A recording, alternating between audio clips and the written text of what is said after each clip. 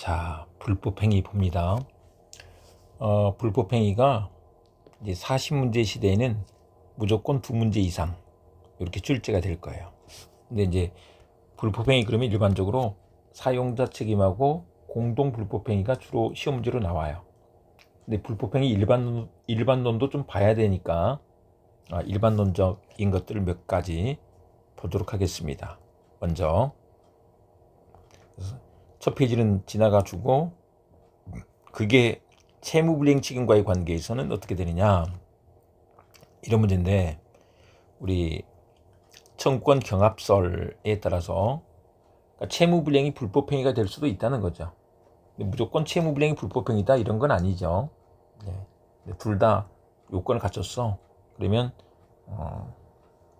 두 개의 권리가 다 생긴다 이런 얘기인 거죠. 그리고 이제 그 표가 있는데, 그리고 우리가 채무불이행편에서 본 그 표이기도 합니다. 네, 중요한 몇 가지만 봐보자고요. 공부한 것들. 귀책사유, 고의과실의 증명책임과 관련해서 이게 불법행위에서는 피해자가 증명하는 거예요. 채무불이행에서는 채무자가 증명하죠. 요게 390조 단서에 있기 때문에 그렇다. 단서에 있으면 반대 당사자가 입증을 하는데, 390조 본문은 그러면 이제 채권자가 너의 채무불이행으로 나한테 손해가 생겼으니까 배상해라 라고 주장 증명하는 거죠. 근데 채무자는 야 근데 나 잘못 없어, 고의과실 없어, 그러니까 나 책임 못 져, 손해배상 못해, 이렇게 주장 증명해야 된다 이 말인 거죠. 그런데 불법행위에서는 이게 750조가 본문의 체계로 이루어져 있어요. 다음 페이지에 보면 여기 돼 있잖아요. 고의 또는 과실로 인한 위법행위로 타인에게 손해를 가한 자는 그 손해를 배상할 책임이 있다. 그래서 이게 750조 본문의 체계로 다 이루어져 있잖아요. 그러니까 피해자가 야 너의 고의 과실로 인한 위법행위로 나에게 손해가 생겼으니 손해배상하세요 라고 이렇게 주장 증명해야 된다 이런 얘기예요. 그러니까 이건 본문에 있어서 그렇다, 본문에 있어서 그렇다 라고 이렇게 했죠. 그 다음에 우리 공동불법행위 연대 책임 규정하고 있는 것이 있는데, 그건 거기서 공부하면 돼요. 그 다음에 소멸시효와 관련해서 우리 채무불이행은 원칙적으로 10년이죠. 근데 이게 불법행위에서는 손해 및 가해자를 안 날로부터 3년, 불법행위 있는 날로부터 10년 이렇게 되죠. 그 다음에 고의의 불법행위로 인한 손해배상 채권, 수동채권으로 하는 상계가 금지되는 것, 이게 불법행위에서는 있지만 채무불이행에서는 없지. 이게 이제 우리가 수질압류고지로 외운 거예요. 수동채권일 때 고의의 불법행위로 인한 손해배상 채권을 가지고 상계하는 것은 안 돼.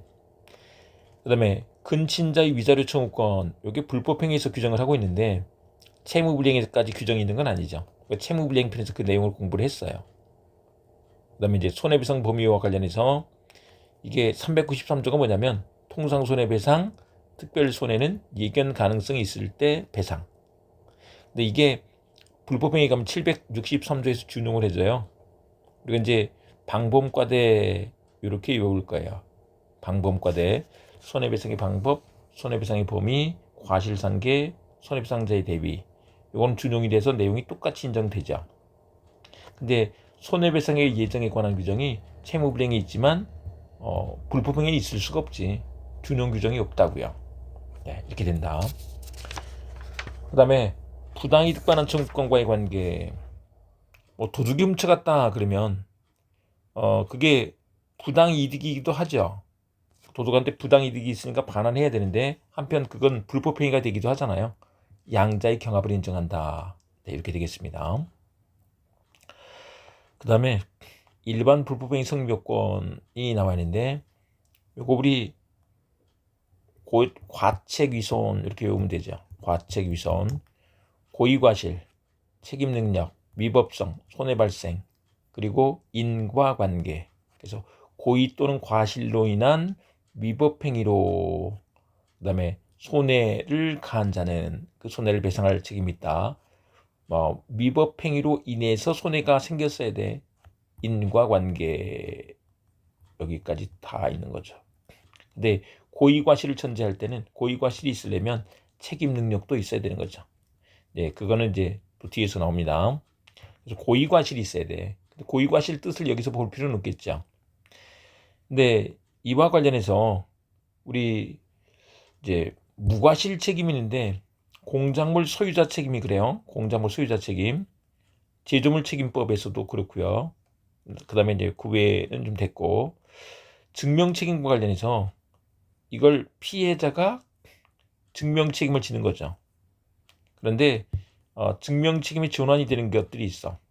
예, 이런 걸 이제 중간적 책임이라고 하는데 책임 무능력자의 감독자 책임, 사용자 책임, 공작물 점유자 책임, 동물 점유자의 책임, 특히 사용자 책임, 공작물 점유자 책임 이런 데서 중요하게 되죠. 과실 책임인데 증명 책임이 전환되다 보니까 이제 사용자 책임 같으면 사용자가 나는 잘못 없어요 라고 증명하면 책임을 면한다는 거예요. 근데 그걸 면책을 거의 인정하지 않다 보니까 무과실 책임에 가까워져. 그래서 이제 과실 책임과 무과실 책임의 중간적 책임이다 이렇게 얘기를 한다는 거죠. 네, 이거 봐주시면 되겠고 그다음에 이제 책임 능력이 있어야 되는데 책임 능력과 관련해서 우리 책임 능력이 없는 사람은 책임지지 않는다 하는 것을 753조와 754조에서 규정을 해놨죠. 753조, 754조. 근데 이제 여기서 이거 한번 보세요. 이 누가 그러면 증명을 해야 될까? 책임 능력에 관해서는 가해자가 주장 증명을 해야지 되는 거죠. 그러니까 책임 능력은 가해자가. 근데 왜 그러냐? 봐보세요. 753조, 754조가 미성년자로서 책임 변식 기능이 없는 자는 손해배상 책임이 없다 이렇게 써놨잖아요. 또 심신상실자도 손해배상 책임이 없다 이렇게 써놨잖아요. 그러면 그것이 책임 무능력자에게 무기가 되는 조문이잖아요. 그러니까 무기를 자기가 챙겨서 가야 된다고. 책임 능력은 그래서 책임 무능력자가 나 책임 능력이 없었으니까 손해배상 책임지지 않을 거야 이렇게 말한다. 753조 754조 네, 미성년자 중 책임 변식 기능이 없는 자 그리고 심신상실자 심신상실 중에 손해를 가한 자는 그런데 그게 원인에 있어서 자유로운 행위야. 고의 또는 과실로 인하여 심신상실 초래한 때에는 손해배상 책임져야 돼. 네, 이렇게 돼 있죠. 그 다음에 위법성과 관련해서 위법성이 있는 것으로 인정이 돼요. 구성 요건에 해당하면 위법성이 인정돼 버리죠. 그래서 이제 위법성 조각사유 측면에서 공부를 하는데 위법성 조각사유는 이제 법에서 규정되어 있는 건 정당방위하고 긴급피난이에요. 근데 정당방위가 꼭 자기 이익을 방어하기 위해서만 인정되는 게 아니다. 제3자 이익을 방해하기 위해서 타인에게 손해를 가한 경우에 배상 책임이 없다. 피해자는 불법행위에 대해서 손해배상을 청구할 수 있다. 이렇게 말하죠. 그 다음에 이제 급박한 위난. 이게 긴급피난이 되죠. 부득이 타인에게 손해를 가한 경우에 마찬가지다. 근데 그 외에 뭐 자력구제, 피해자의 승낙, 정당행위 이런 데서도 마찬가지로 있다. 그 다음에 손해발생, 인과관계 이렇게 되겠습니다. 그런데 바로 연결해서 보자면 우리 이제 특수한 불법행위에 관해서 책임 무능력자의 감독자 책임 문제가 있죠. 우리 보신 것처럼 책임 무능력자는 손해배상 책임을 지지 않아요. 이게 753조, 754조에서 규정한 거잖아요. 그때는 어떻게 하느냐? 감독할 법정 의무인 자. 그래서 감독자가 손해배상 책임을 지는 거야. 다만 감독 의무를 게을리하지 아니한 경우에는 그러하지 아니하다 이렇게 써놨죠. 감독 의무를 다 했어. 그러면 책임을 면할 수 있다 이런 거예요. 근데 여기도 봤더니 본문과 단서 체제로 이루어져 있네. 본문과 단서 체제로 이루어져 있는데 이 손해배상 책임이 있으니까 손해배상 하세요. 피해자가 할 거예요. 그런데 그 증명 책임이 이제 단서는 반대 당사자. 여기서 반대 당사자가 누구예요? 감독자가 되는 거죠. 그래서 감독자가 내 잘못은 없어요 라고 증명하면 책임을 면할 수 있다라고 해서 입증 책임을 전환해 둔 것이다. 이런 얘기입니다. 그런데 감독 의무자 가름해서 책임지는 사람이 있어. 이 관리하는 사람이 있어. 그 사람이 대리감독자죠. 대리감독자도 같은 책임을 지는 거야. 이렇게 되는데 그 내용이 우리 말씀드린 게 이거다. 증명 책임이 감독자에게 전환되어 있는 것이다. 그래서 중간적 책임이 된다. 무과실 책임이 근접하고 있다. 일단 사고가 나면 무조건 애 잘못 키운 거다라고 했었죠.